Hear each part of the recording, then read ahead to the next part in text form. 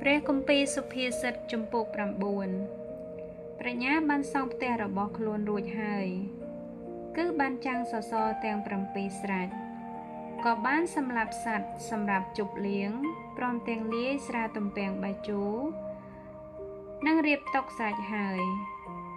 បានទាំងចាត់ពួកស្រីបម្រើក្រមុំឲ្យចេញទៅ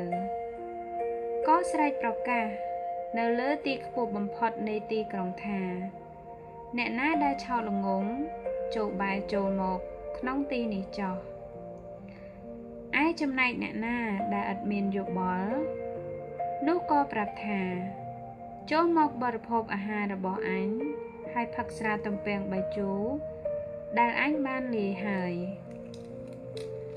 ចូលលេចោលសេចក្តីខ្លាចល្ងង់ចេញនោះនឹងបានរស់នៅ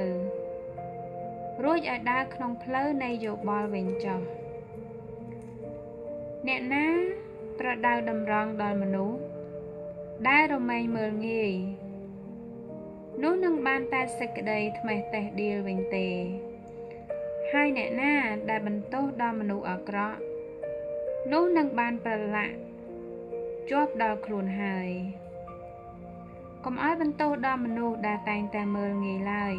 ក្រែងគេស្អប់ឯងត្រូវឲ្យបន្ទោសដល់មនុស្សប្រាជ្ញវិញគេនឹងស្រឡាញ់ឯងចូលទូមានមនុស្សប្រាជ្ញនោះគេនឹងមានប្រាជ្ញារឹតតែច្រើនឡើងហើយបង្រៀនដល់មនុស្សសុចរិតនោះគេនឹងមានចំណេះចម្រើនឡើងដែរសេចក្តីកោតខ្លាចដល់ព្រះយេហូវ៉ាជាដើមចងនៃប្រាជ្ញាហើយការដែលស្គាល់ដល់ព្រះដ៏បរិសុទ្ធនោះគឺជាយោបល់ត្បិតដោយសារអញនោះអស់ទាំងថ្ងៃរបស់ឯងនឹងបានចម្រើនជាច្រើនឡើងហើយអស់ទាំងឆ្នាំនៃអាយុឯងនឹងបានយឺនយូរទៅបើឯងមានប្រាជ្ញានោះគឺមានសម្រាប់តែខ្លួនឯងទេឬបើឯងចំអកនោះមានតែឯងមួយនឹងត្រូវរងភារៈនោះឯស្ត្រីដែលល្ងេល្ងើគេតែងតែស្រែកឡូក៏ល្ងង់ខ្លៅឥតដឹងអ្វីសោះ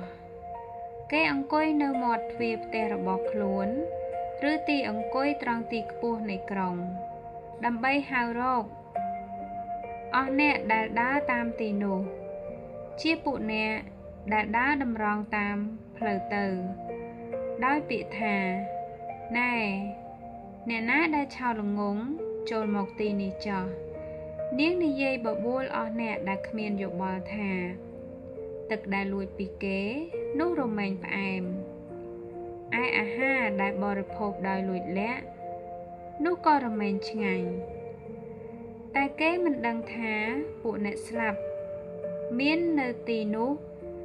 ឬថាភ្ញៀវរបស់ស្ត្រីនោះសុទ្ធតែនៅក្នុងទីជម្រៅនៃឋានឃុំព្រលឹងមនុស្សស្លាប់ទេ